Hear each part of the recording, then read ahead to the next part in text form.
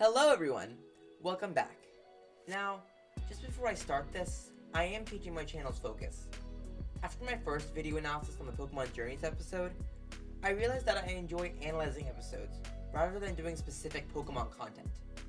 I will now be known as Cartoonish K? This is a working name, so leave your names in the comments for me to look at. Enough of that now. We will be talking about a show that I've been following for a while.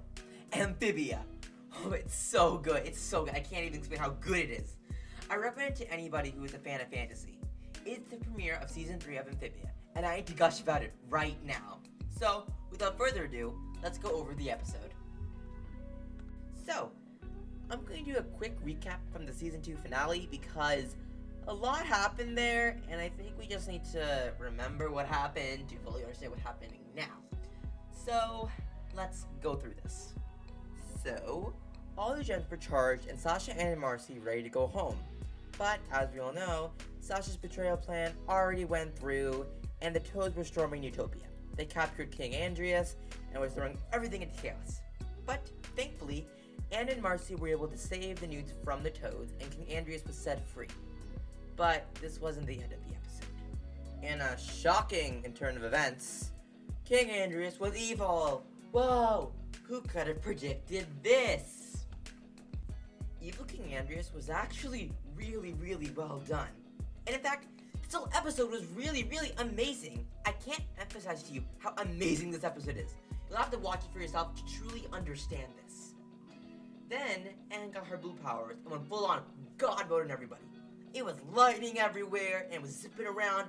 It was so cool to see and the animation was on point. It was amazing. Then, this happened. Marcy! No! And Andreas, you bit! That one threw me for a loop. Anyways, after that, Anne and Planza got transported back home to LA. Again, watch the whole episode. It was amazing and one of the best season finales I've seen in a while. Now, after all that, let's get to the actual episode. Today's episode was the new normal, and it was all about Anne readjusting to being back home. This was so cool to see, because this never happens in these isekai type shows. Usually they get back at the series finale, and we just never see them again in their old environment, or readjusting to their life after being in a whole new world. So, this was really cool to see. The planet's reaction to the human world was priceless, and I loved every second of it. Also, the 5G joke was on point. I mean, I wish I had that kind of service when I needed it. It's always one bar. Also, they bring up the whole Marcy being gone, and Anne, you're being very optimistic right now. Thinking she's alive? You did see her get stabbed by a fire sword, right? Seeing Anne's reaction to her house was so wholesome. You could just see the happiness in her eyes. When you saw her mom, you could just see how unhappy she was. Everything was so well done. The parents and Anne seeing each other again was amazing. You could see all the love they had for each other in their embrace. The parents then got the introduction to Amphibia, which went as well as you would expect it to. Then they tell them about the Calamity Box, the Talking Frogs, the temples, but that's it. I'm not sure what the parents were thinking about Sasha and Marcy, or what Anne will tell their parents, but we'll get there. It makes sense why Anne is lying to her parents at the moment, but we all know this is gonna come crumbling down soon enough. We get the roles reversed with the planters needing to move in with the Boon choice. Anne's mother talks about giving them to the authorities, which I'm pretty sure is referencing the government from the theme song, or just the police trying to find Anne because pretty sure they filed a police report for 3 missing teens. Thankfully, they are allowed to stay and have some quarantine fun, which is almost perfect timing. Weirdest thing was that the script was done before COVID. What a funny coincidence. Quick, everyone, the government planned COVID, and they told Brawley! While quarantining, Anne's parents were being very overprotective, which is totally warranted. But it's getting on Anne's nerves, which is also very warranted.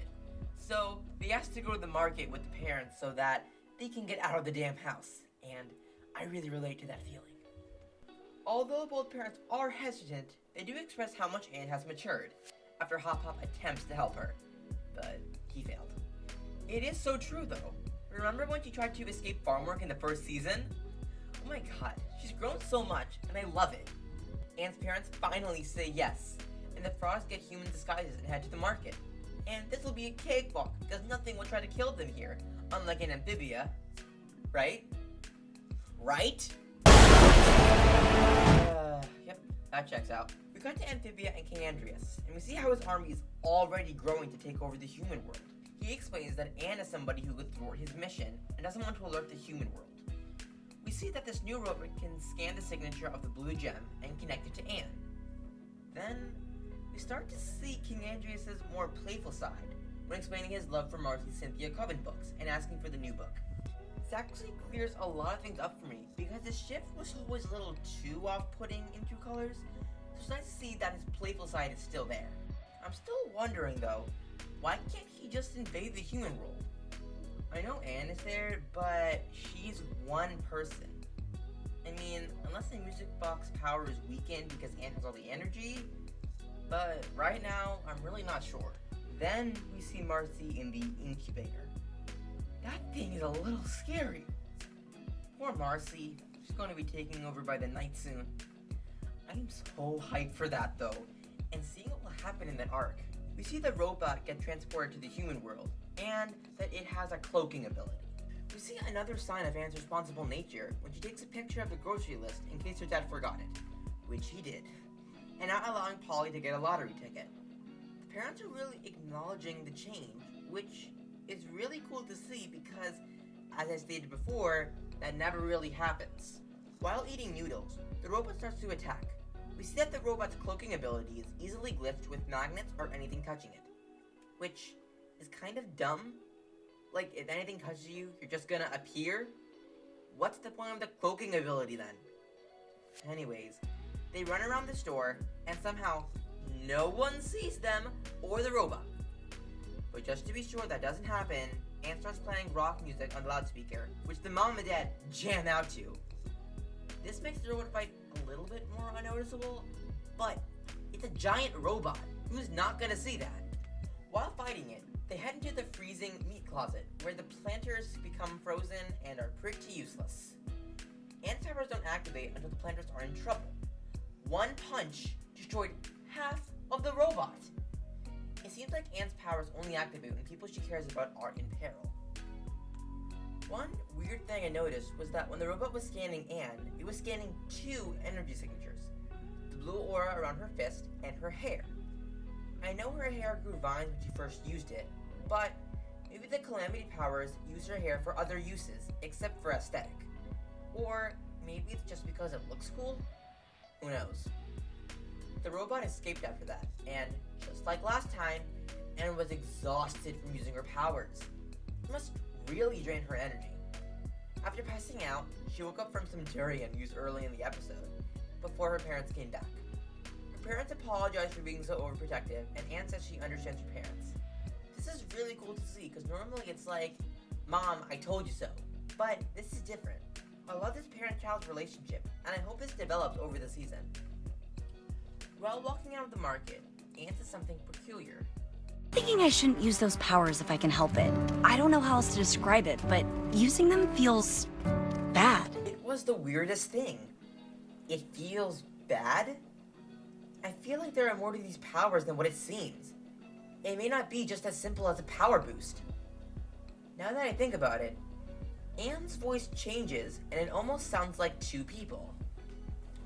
I have a theory that the second voice is the voice of the gem or calamity box. It might feel wrong because the powers are coming out on its own, and Anne isn't controlling it. The calamity boxes. This would make sense since before the three girls, the calamity powers might have been used for evil. So it could have been able to take over its user. This would make sense as to why Anne feels like using it is bad, because it is literally taking over her mind and thought process, or that it is too powerful and could do damage that she doesn't want. If this is true, she'll need to find a way to work in sync with the Calamity Box's powers. It could also be that her body just can't handle the powers that seems to be meant for amphibians. Of course, this could honestly just be normal and I'm looking too far into it. After that, the episode ends. but not before showing the robot trying to fix itself and giving itself an upgrade. I'm wondering if the upgrade would improve upon its task, maybe even improving his cloaking device, which is pretty useless, because if anything touches it, it'll just appear. Why is that a cloaking device? It's so stupid. Anyways, we'll see soon enough, because you bet this thing will be back. This Season 3 premiere was really packed with a lot of good emotional moments, along with really cool new plot threads to follow. Enough about me. I would like to see what you guys think. Do you think Anne's calamity powers have a mind of its own? Are you excited for the season? Because I am. Let me know in the comments. If you like this video, please be sure to hit that like button. And if you like my content, please consider subscribing. Anyways, it's time for me to head out. See you all later.